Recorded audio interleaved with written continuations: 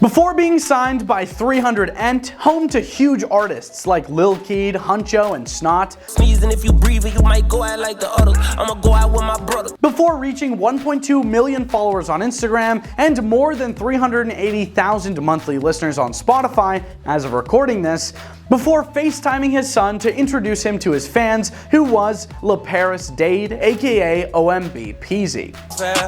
Walk out with my chains and made me feel like a rap. What's up, guys? This episode of Before They Were Famous is covering the newest superstar sign from 300 Ent, a huge label that's got tons of artists under their belt.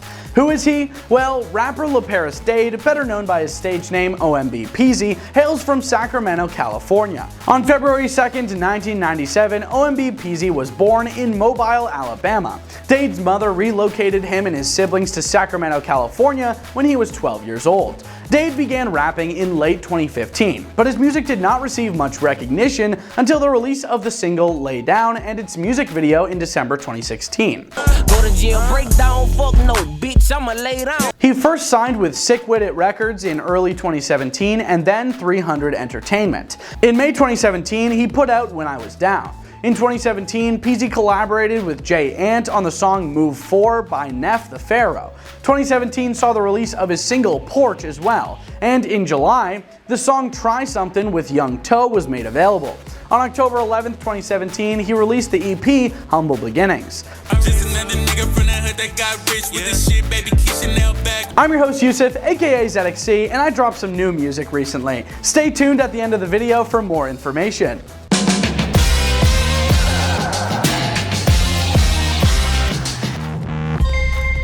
OMB Peezy, a native of Mobile, Alabama, was born into adversity and grew up in the Bible Belt. By concentrating on what really mattered, the truth, Peezy formed his own route to hip-hop fame rather than giving in to misleading myths. Similar to several notable prophets prior to him, Peezy permitted these challenges to direct his path. His mother uprooted the family and relocated them to Sacramento, California when he was 12 years old. Rather than concealing his hurt, Peezy maintained a strong connection to his Alabama roots and used the trauma of that relocation as inspiration for his songs. Hip-hop icon E40 finally noticed Peezy's candid and reflective style, which resulted in Peezy landing his first record deal. Peezy reflected on his connection with E40 and said that what connected with him was his ability to lyrically delve into his own experiences. He liked how I was telling my story, how I was narrating my life, Peezy stated. Thing that I'm going through, I'm gonna rap about it. Like, you never know, I never know who I'm helping, bro. Everybody got different art, you feel me? Like a painting might look good to me. Anyone can talk about that life. He liked that I would talk about what led me to do those bad things. Peezy quickly became well known worldwide. Following the release of his breakout hit Lay Down in 2016, he became a 300 Entertainment signee and released Humble Beginnings, his debut EP. Notable songs like Doin' Bad, which featured Young Boy Never Broke Again, demonstrated Peezy's work ethic and established a strong basis for his budding career. After Humble Beginnings, Peezy worked with Sherwood Marty on the mixtape Young and Reckless. In 2018, he released Preacher to the Streets, a highly regarded project.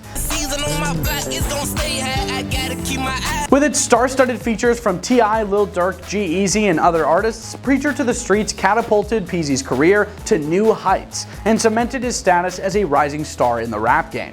We really making it to where we can not compete, but compete with the Atlantas, the New Yorks. Like, we in the conversation now. But I don't want to sign nothing. Like, I feel like we gotta put why we gotta put them in our business? The mixtape In the Meantime, which Peezy released in 2020, had the well-liked song Sleep at Night. Released in time for the start of the events of 2020, the project provided fans with something to hold them over until his debut album was ready. It was followed by that album Too Deep for Tears, which included a remix of his hit song Big Homie. After the original song received over 31 million views, Peezy remixed it with contributions from the late King Von and Jack Boy of Sniper Gang. Too Deep for Tears, which featured cameos from Black Youngsta, Jack Keys, and Ryla Rodriguez, maintained Peezy's grim, realistic view on life. Peezy processed the passing of his grandma and the inequities of the court system, in addition to lamenting the demise of his previous label arrangement on the album. Peezy gave an explanation of the album's title by relating the tale of his cousin Timothy Milton, a thief who was sentenced to 99 years in prison. From the outside looking in, I'm like, damn, 99 years for a robbery? But on the inside looking out, he's like, it's my fault. He said, it's too deep for tears. Peezy's career was still growing as he got ready to drop his mixtape Misguided. The project, hosted by DJ Drama and including the tune Mufasa with G Herbo, carried the coveted Gangsta Grill's stamp of approval. Peezy expressed his frustration with his generation's lack of direction in the mixtape's title, pointing out that today's kids lack the role models and mentors from their past who could guide them through life and help them make wiser decisions. Peezy wanted to use music to impart the hard lessons he had learned and to shed light on the struggles he was still facing. So I feel like shit, we coming back to back, me, Blue Cap, Honeycomb, Rallo. When I get tired of the world, that's less human contact. Being admired and being a legend in the rap industry are two completely different things. In hip-hop, reverence can come and go quickly. Supporters frequently rejoice in an artist's decline, hate their ascendancy, and appreciate their ascent. Many people who want to become famous give into acceptance of their story.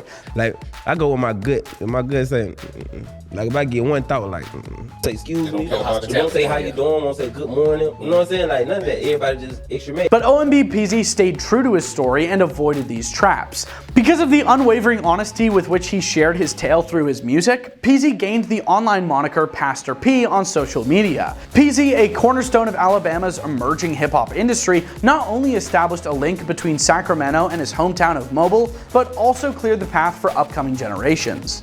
He cemented his route to becoming the legend he was destined to be by accomplishing this. OMB Peezy's sound was inspired by a fusion of his southern roots in Mobile, Alabama, and the West Coast influence he absorbed after moving to Sacramento, California. Growing up in the Deep South, Peezy was heavily influenced by southern hip-hop, particularly artists like Boozy B, Soulja Slim, and UGK.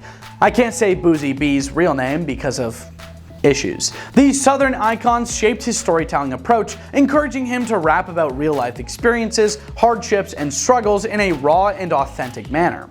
I feel like rap features won't get me to. I'm trying to. When he relocated to California at age 12, he was exposed to the West Coast's signature bounce and laid-back rhythms. The Sacramento scene, with its connection to Bay Area legends like E40 and Too Short, introduced him to the hi-fi movement and the West Coast's more melodic yet gritty style. Peezy merged these influences, blending the hard-hitting, soul-bearing lyricism of the South with the smooth, bass-heavy beats of the West. Looks like he's got some longevity. What do you guys think of his story? Let us know in the comments, and while you're down there, why not leave a like and sub if you really enjoyed this video and want to see more like it. As I said before, I dropped some music recently. It's my debut album titled A Beautiful Thing Is Never Perfect by ZXC on all platforms. So give it a listen if you want, it would mean the world to me. Anyways, have a great day and peace out.